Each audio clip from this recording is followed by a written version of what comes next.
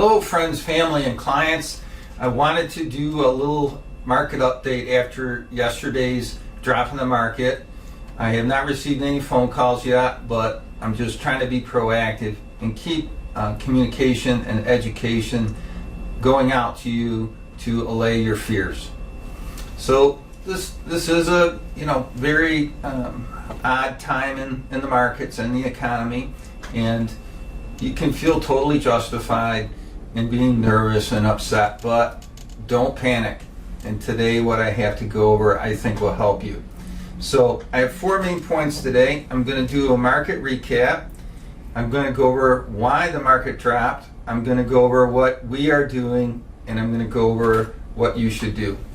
My, what a difference one day makes. So we came fresh off the best percentage gain of the Dow Jones on November 9th of 2020. There was that big jump, and we basically lost it all yesterday. So markets were hammered across the board.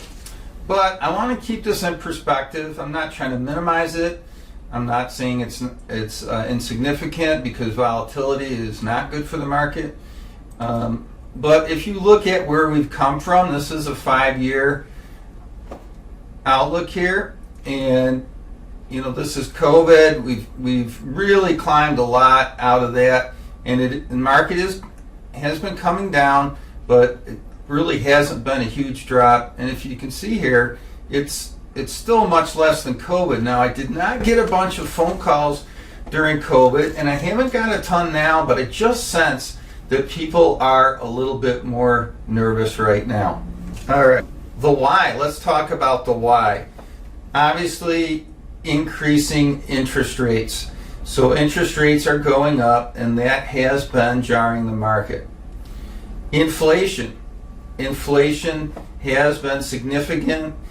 I don't think it is excessively long-term. I don't think it's short-term either. I believe it's midterm, but it probably will continue to pressure markets. I'm thinking into second and third quarter. Of course, we've got the Russian invasion of Ukraine, and that has caused concern for markets ever since it started. And then fourthly, the political environment. I'm not going to get political here. I just think right now is not a great political environment for pro-business, and I do believe that we will probably see change in that at the midterms, the least of which I would see or would anticipate a stalemate across the board, which, as we all know, has been fairly good for markets historically.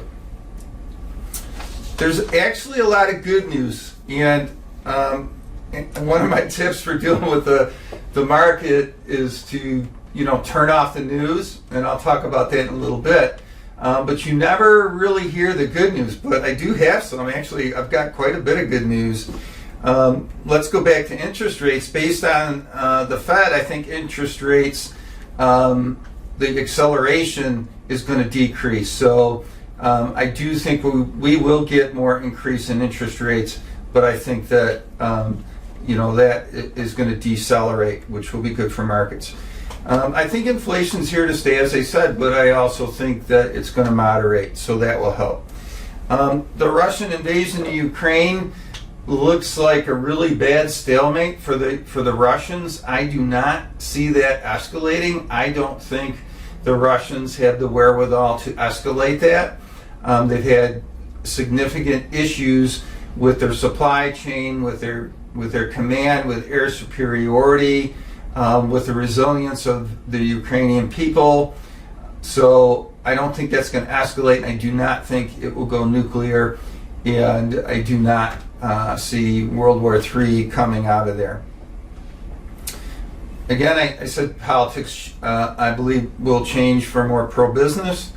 Hey, we still have growth out there. Growth is slowing, but we still have growth. So that allays any fear of a upcoming recession or depression. Not saying that potential doesn't exist, I'm just saying that right now it is not on the near horizon. Another positive is consumers. It's kind of counterintuitive, but both of them are good. Consumer spending is up. So even in the midst of the negativity, consumer spending is up, and savings is up. There's a ton of cash on the sidelines, and that's good too. As we know, once some of the fears in the panic dissipate, this cash will move into the market and it will help all of us. What are we doing? We're monitoring portfolios, and you can be assured that your portfolio is being looked at, not just on a portfolio basis, but it's my job to look at things overall. So your portfolio, portfolios, an entire portfolio are being looked at on a regular basis, pretty much daily, because I'm sitting with clients on reviews and I'm very familiar with the investments that we have. We are rebalancing to take advantage of volatility. We've been doing this for a long time, very effective. I'm not going to bring the graph up today to show you when we rebalance some of our portfolios, and we are not market timers by any means, but our rebalance dates have been, very, very effective at tops and bottoms of the market, which is exactly when you want to rebalance. If we continue to see a correction here, I would expect our investment committee to do some rebalancing in, specifically the mutual fund and ETF portfolios, not so much in the stock portfolios. In the stock portfolios, they're looking for opportunities to invest. They're looking for stocks.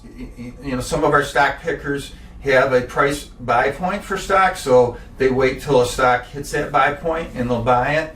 But there's a lot of, again, and this is part of keeping a proper positive mindset, there's a lot of opportunity developing in the market right now. I'm really big on tech. Tech has just got hammered, and I can't see tech being down, 5 years out, even 2 years out, I'm bullish on tech. It's not a guarantee, don't put your last dollar into tech, but I think if you look at historically what tech has done after it's been beaten up, I think this is going to be a very, very strong opportunity to pick up gains in the tech market. If you want to talk about that and you've got cash, large amounts of cash on the sideline, let me know. I have several folks that have received estate distributions, so they're getting large chunks of cash, and we're dollar cost averaging that in over the next few months. And of course, we will, and I personally will take your call. If you call in, I'd be happy to chat with you. I know I've had people in the past call and say, just talk me through this, Jay. Don't let me go out on the ledge. And then lastly, I want to show this graph, which I think is really good, and I want to highlight the average bull market period lasted 6.6 years, and this is a graph from 1925 out to the end of 2019.